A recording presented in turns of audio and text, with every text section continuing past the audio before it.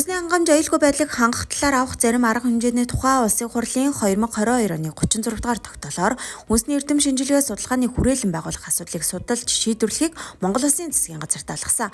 Тэгвэл засгийн газрын 2024 оны 5 дугаар сарын 15-ны өдрийн хуралдаанаар хүнсний эрдэм шинжилгээ судалгааны хүрээлэнг шинжлэх ухаан технологийн их сургуулийн хүнсний судалгаа инновацийн нээлттэй төвийг туршиглан байгуулахаар болж байна. Хүрээлэн нь хүнсний аюулгүй байдлыг хангах, хүнсний түүхийд бүтээгдэхүүний найрлага, бүтэц, уугуул, гаралт, биологийн төрөл судалгааг хөгжүүлэх, судалгаанд тулгуурлан шинэ мэдлэг бий болгох замаар төрийн бодлогод дэмжлэг үзүүлэх юм а.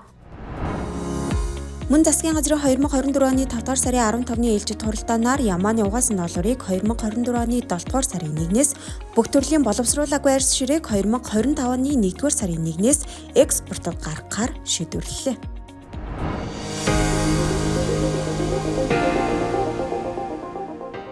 Монгол Улсын ерөнхийлөгч Ухнагийн хөрөлсөх мянганы сорилтын 2 дугаар компакт гэрээний хүрээнд барьж буй дэвшилтэд технологи бүхий ус гүн цэвэршүүлэх үйлдвэрийн бүтээн байгуулалттай танилцлаа. 2021 онд эхэлсэн тус бүтээн байгуулалтын ажлын явц 56% үргэлжлэж байгаа бөгөөд эх онд бүрэн тусаж туршилт тохируулгын ажил эхэлнэ гэж байна.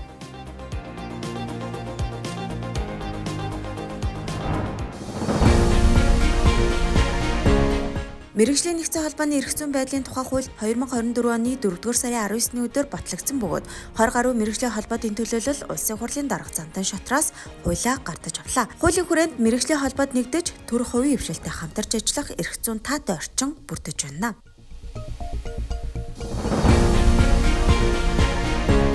Хүнсний хувьсгалын хүрээнд өнгөрсөн 7 хоног болж өнгөрсөн онцлог үйл явдлыг томилон өргөлээ.